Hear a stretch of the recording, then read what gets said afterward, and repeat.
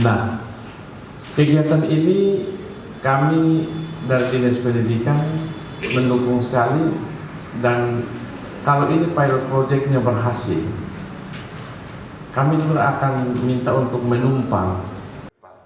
Tuhan saya, Ibu Jun dan kawan-kawan akan terus bekerja membangun koordinasi sehingga baik intern gemit maupun dengan pemerintah dan seterusnya. Ini akan menjadi sesuatu yang membanggakan kita ya. Tadi Theo Berbara bilang kita mesti bangga punya bahasa Indonesia, bangga punya bahasa Kupang, bangga punya bahasa tetangga, bahasa Inggris misalnya.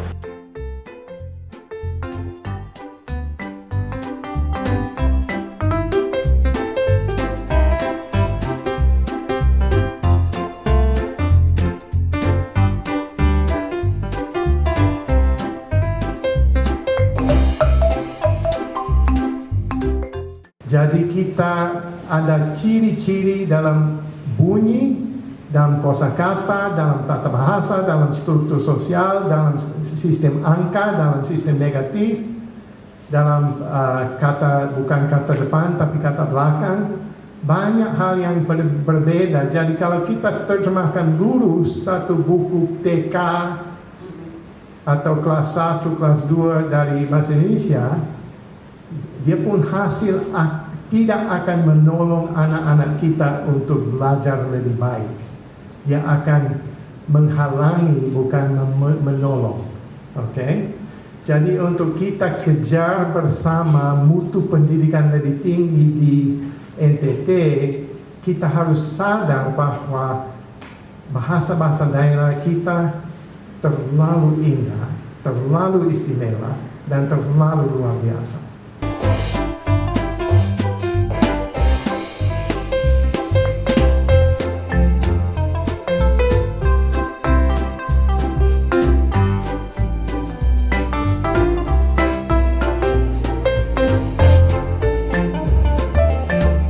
Terus dia tanya beta balas kembali, tapi beta bilang ini hari.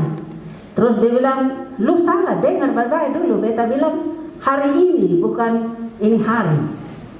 Jadi beta bingung sendiri, soalnya di rumah bapak mama pakai ini hari, opa oma pakai ini hari.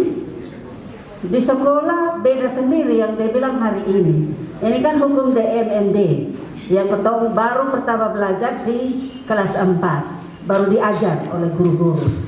Jadi konstruksi yang seperti begini yang bikin ketong setengah mati sebagai anak murid, karena guru sudah mungkin dia jawab sambeta, karena dia juga masih belum tahu ini bahasa Kupang ini yang kermana, bahasa Indonesia yang kermana. Jadi lama-lama baru beta mengerti, oh depung dasarnya karena Melayu yang paling pertama ketong belajar lebih dulu secara informal, baru ketong belajar depung bahasa Indonesia. Ada perbedaan antara bahasa Melayu, bahasa Kupang dengan sebagai bahasa Kriol dengan bahasa Melayu yang standar bahasa Indonesia.